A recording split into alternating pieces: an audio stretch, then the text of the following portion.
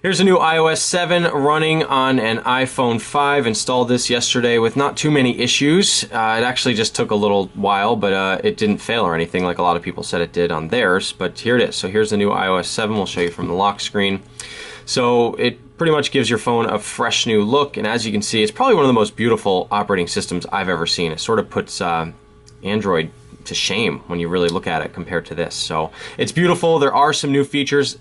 It looks more different than it actually is. Functionality-wise, it does a lot of the same things, but I'm going to go through some of the major changes that Apple made just so you can see. So first off, your quick settings down here. So if you swipe up from the bottom, you can finally see all of your settings. So if you want to change into airplane mode, you can do that. If you want to turn your Wi-Fi on and off, Bluetooth, your sleep, sleep mode there, which basically tells your phone not to do any notifications, and of course screen lock as well.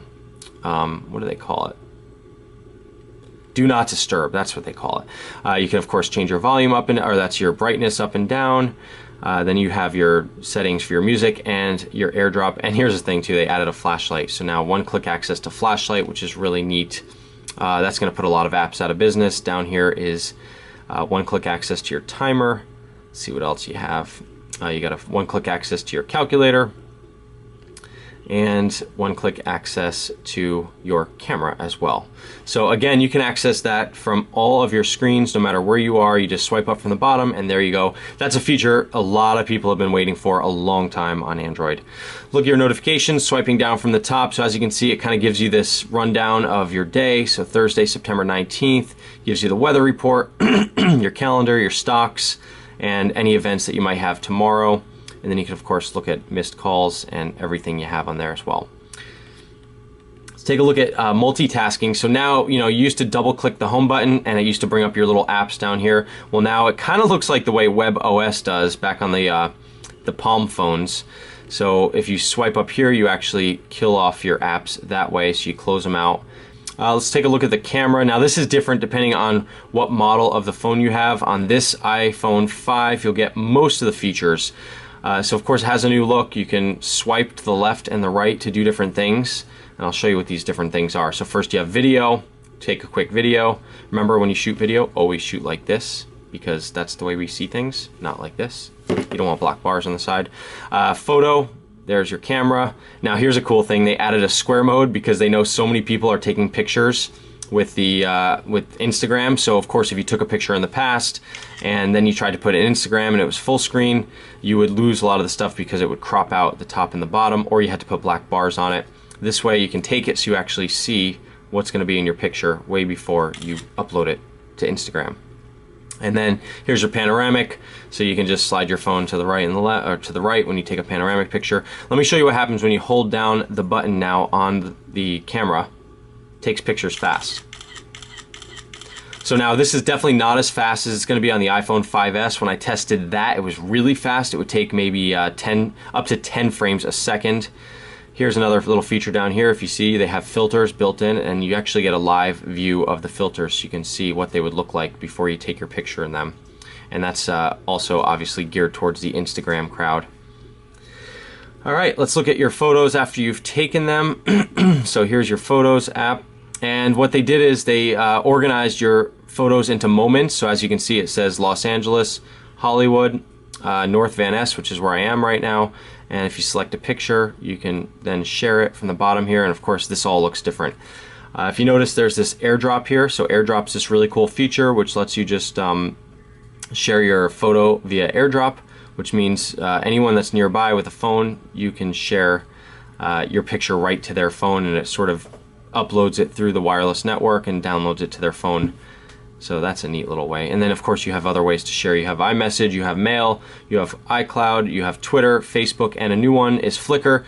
And here's one of my big problems with the iPhone operating system versus Android is that on Android, any app you install, you can pretty much add a share to button. On Apple, you have to be beholden to whatever they want you to share through. So Flickr was a nice touch that they added it, but of course, if you wanted to share to something like WhatsApp or GroupMe or a plethora of other ways, maybe a WordPress post, you just can't do it through here easily.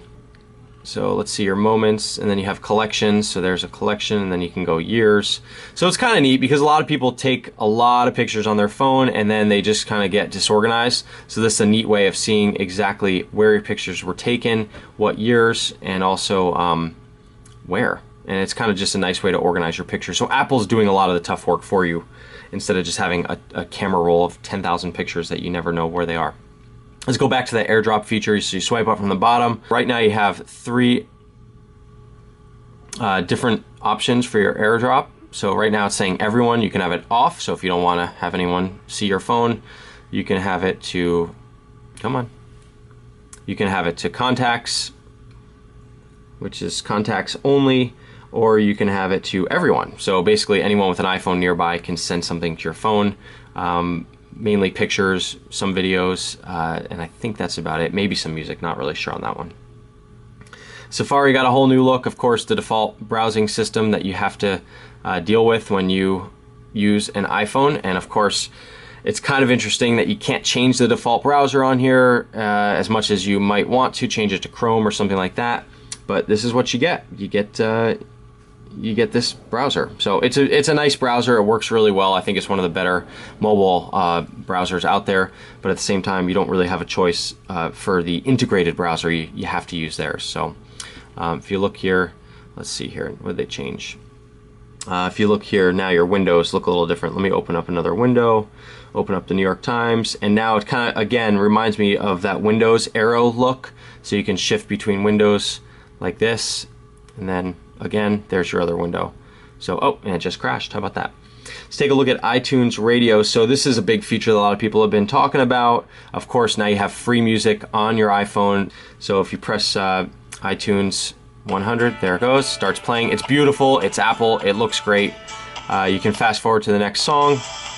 And of course, you can only fast forward, skip to the next song so many times before Apple says, no, no, no, hang on, we gotta pay all those licensing rights, just like Pandora. So let's see how many we get. 6, I think that's it. Yep, there you go. Now it's faded out, so you can't really select any more songs. We're on Rihanna. You got to listen to Stay until, I guess, the next hour happens. And if you want to check out different radio stations, let's see if now we can skip to the next song. So I guess if you change stations, you'll be able to switch to the next song, which is kind of unlike Pandora, because on Pandora, I think you have to... Oh, that's a good song. So you can star songs if you like it, play more like this, never play this song, add to your iTunes wish list. And up here you can see, of course, they're really pushing you to purchase this song on iTunes. So it's really more of a music discovery unit for Apple, but you know, you can easily listen to a lot of music forever for free and have a great time. I'm not getting any ads just yet. I did see an ad for Nissan earlier. Let's see if we can get an ad up here. I think you have to listen for a certain amount of time, probably half an hour before you see an ad. So anyway, I think the iTunes Radio is a really cool feature on this that a lot of people are going to enjoy. And of course, it's going to become the default music playing feature for a lot of people because it's just so much easier. It's built into your phone. So let's look at Siri now. So her voice has changed a little bit. What's the weather like today? It should be nice today. Up to 81 degrees Fahrenheit and sunny.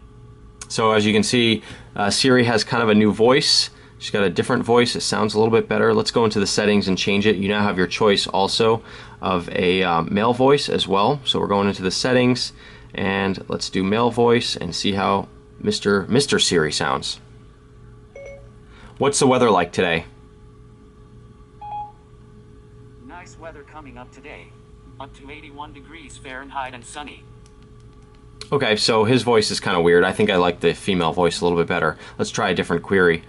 Where does coffee come from? Here's some information.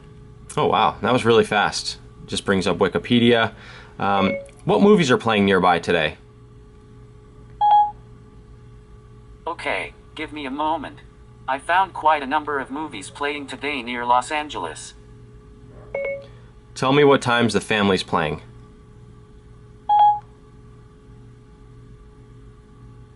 Let me have a look.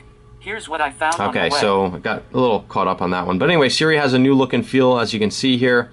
I think it looks pretty beautiful as usual. So overall, the operating system is just a beautiful upgrade. Like I said, Are there a billion new features that you just have to relearn? I don't think so, but I do think it is a nice progression for Apple to bring this out. And one more thing that you'll really like is the auto update of apps. So instead of having that little red app icon in the corner, the little notification icon, you can actually, the first time you go to update your apps, it's just going to say, do you want to automatically update your apps? And you can say yes, and there you go. You never have to see that little thing again. All right, richdemuro.com. If you want to tweet me at richdemuro, hopefully I covered the basics in iOS 7, so you can decide if you want to upgrade and you know kind of what's going on here. Bye-bye.